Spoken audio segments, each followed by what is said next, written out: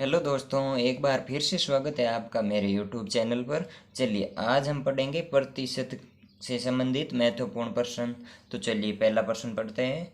1000 रुपये पर 40% छूट और उसी पर क्रमानुसार 30% तथा 10% की छूट का अंतर कितना होगा। तो क्या पूछा गया है कि 1000 पर 40% की छूट करते हैं हम पहले तो, और फिर उसी पर 30% तथा 10% अलग अलग छूट देते हैं, तो उसका अंतर कितना होगा। तो चलिए देखते हैं इसका हल। चलिए 1000 पर कितना दिया है 40%, तो 1000 का 40% निकालेंगे पहले। क्या होगा, इस जीरो से ये जीरो कट जाएगा, एक जीरो से ये जीरो कट जाएगा। तो 1000 पर 40% छूट कितना हो जाएगा, 400 रुपये।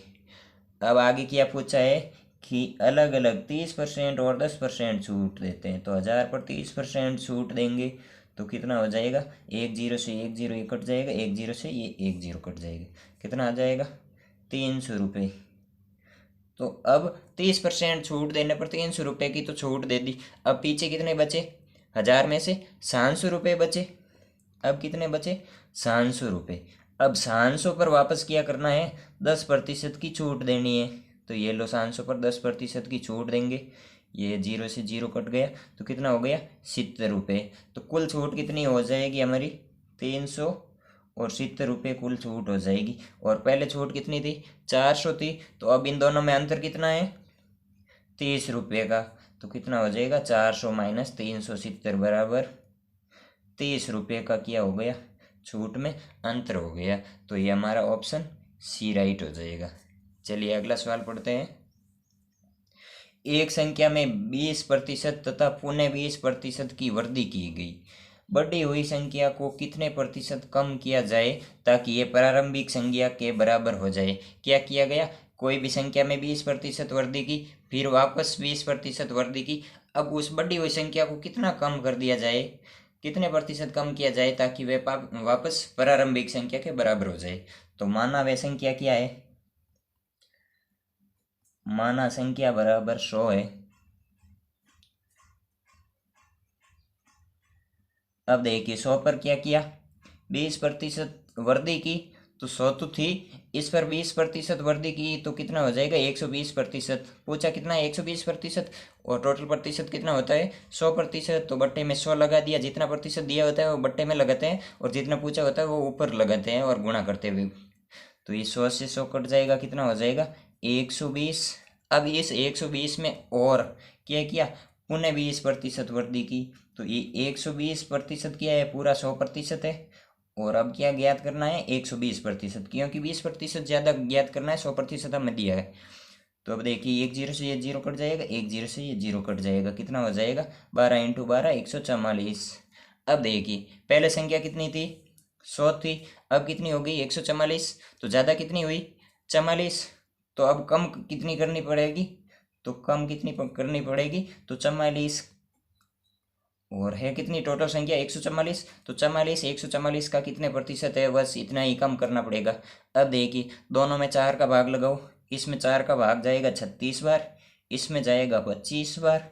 अब इसमें 4 का भाग और जाएगा 9 बार, और इच्छा वाले इसमें 11 बार भाग जाएगा। अब देखिए कितना आ गया, 11 इंटू 25 बट्टे में 9, और 11 और 25 को गुणा करेंगे तो 275 बट्टे में 9, और 9 का भाग लगाया 27 में 3 बार गया, पीछे 5 शेषफल एक जीरो आ जाएगा। अब शेषफल में 5 है और बट्टे में 9 है, तो कितना आ गया 30 से ही 5/9% कम करना पड़ेगा। मतलब 44 ज़्यादा है तो इस 44 को कम करेंगे, किस में से करेंगे 144 से। तो 144 का 44 कितने प्रतिशत है वो ज्ञात कर लिया, कितना है 30 से ही 5/9%। तो इतना ही हमें क्या करना पड़ेगा, कम करना पड़ेगा। तो ये ऑप्शन हमारा ए राइट हो जाएगा। चलिए अगला सवाल पढ़ते हैं। यदि ए प्लस बी का 15% बराबर ए माइनस बी का 25% हो, तो बी का कितने प्रतिशत ए के बराबर है। तो क्या करेंगे, ए प्लस बी का मतलब क्या होता है, गुणा होता है, और प्रतिशत का मतलब होता है बट्टे में 100 लगाना। बराबर दिया है हमें वापस ए माइनस बी। अब देखिए का मतलब वापस गुणा, 25%, तो ये हो जाएगा 25/100। अब देखिए बराबर में, तो 100 से 100 कैंसिल हो जाएंगे, 5 का भाग इसमें 3 बार जाएगा और 5 का भाग इसमें 5 बार जाएगा। अब इस 3 को a और b से गुणा करेंगे तो कितना हो जाएगा, 3a प्लस 3b, ये बराबर में 5 को a से गुणा करेंगे तो कितना हो जाएगा, 5a माइनस 5b। अब देखिए पक्षांतरण करेंगे तो क्या होगा, 3a, ये a इधर आएगा तो माइनस का हो जाएगा, बराबर में क्या बचेगा, माइनस का 5b, और ये b इधर आ जाएगा तो ये भी क्या हो जाएगा, माइनस का 3b।